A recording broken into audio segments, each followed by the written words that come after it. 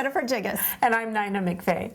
Jennifer, it looks like you've got a very simple, easy project here today. You know, I do, and oftentimes whether you're a beginning sewer or a more experienced sewer, having something that you can sit down and complete in a relatively short time frame really is very gratifying. It's that whole instant satisfaction kind of thing.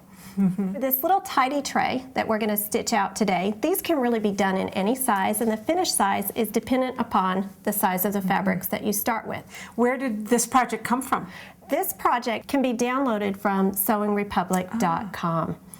For those of you that have been sewing for a long time, it really is wonderful to have a newer sewer that you can start to mentor and share some of these kinds of projects with. So for today, we're going to use about 11.5-inch squares. So we need an inner fabric, an outer fabric, and a piece of batting. So to assemble our tidy tray, we're going to start with our batting and then our 2 layers of fabric placed right sides together on top of the batting. Then we'll use our number 8 jean stitch foot to assemble the layers.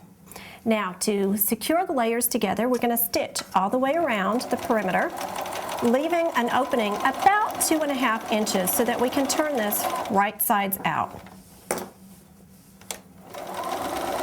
I see, Jennifer, that you're using a BERNINA Activa machine.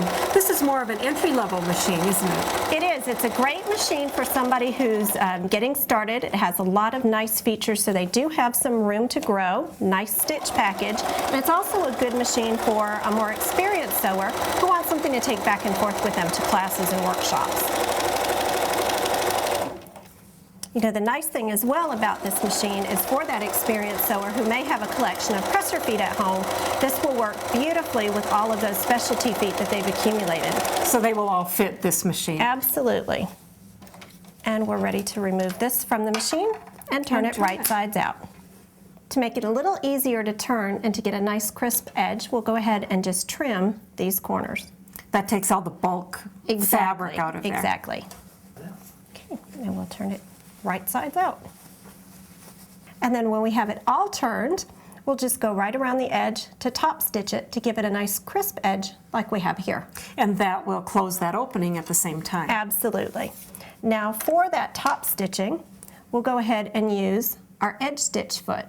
That guide will give us a nice visual.